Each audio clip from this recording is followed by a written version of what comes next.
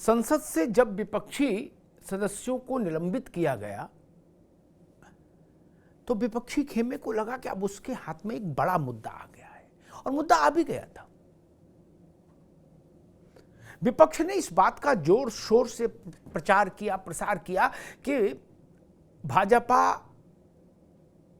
लोकतंत्र में अभिव्यक्ति की स्वतंत्रता के अधिकार का हनन कर रही है।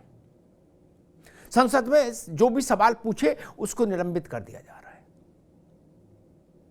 और निलंबन की रफ्तार इतनी तेज थी कि वो अप्रत्याशित जैसी थी चीजें।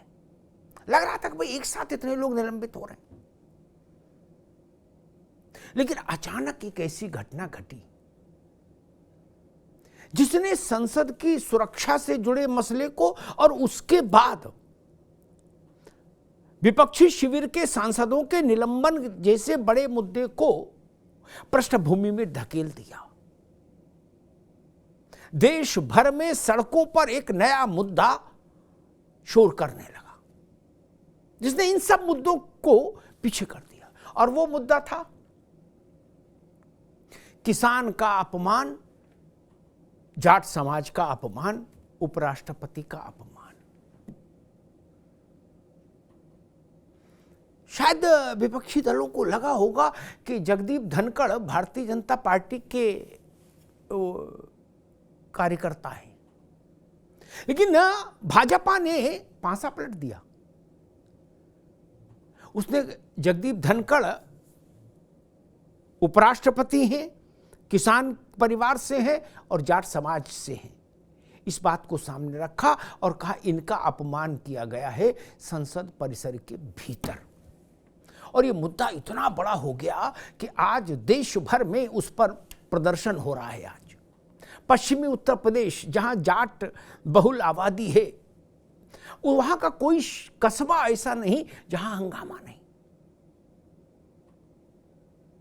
हिंदी पट्टी की जो जाट बेल्ट है उसमें हरियाणा भी है, उसमें राजस्थान का एक बड़ा हिस्सा भी है, उसमें पश्चिमी उत्तर प्रदेश भी है, वहां कोहराम। और देश भर में भाजपा ने इसको एक बड़ा मुद्दा बना के खड़ा कर दिया कि कांग्रेस ने और कांग्रेस के सहयोगी दलों ने अपमान किया है किसान का और जाट का।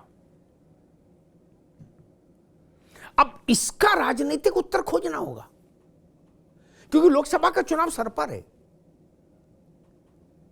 और ये बात ठीक है कि चौधरी चरण सिंह के बाद उपराष्ट्रपति जैसे आसन पर कोई जाट परिवार का व्यक्ति पहली बार पहुंचा है।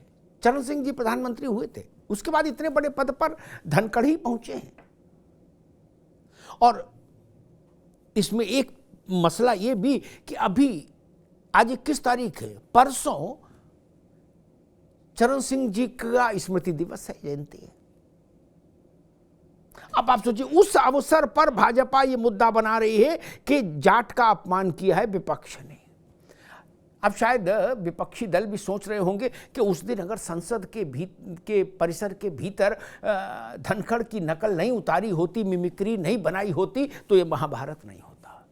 लेकिन अब तो मिमिक्री पर महाभारत हो गया। सांसदों का निलंबन पीछे छूटा, संसद में घुसपैठ पीछे छूटी, सब पर भारी एक ही मुद्दा, जाट का अपमान, किसान का अपमान।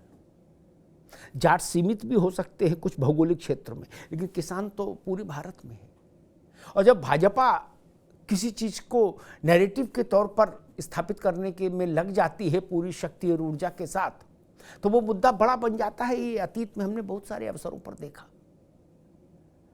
तो क्या विपक्षी दलों को जाटों की नाराजगी झेलनी पड़ेगी? क्या विपक्षी दलों को किसानों की नाराजगी झेलनी पड़ेगी धनखड़ के मुद्दे पर? और क्या धनखड़ का मसला भाजपा उस समय तक जीवित रख पाएगी जब 4 महीने बाद लोकसभा के लिए वोट पड़ रहा होगा?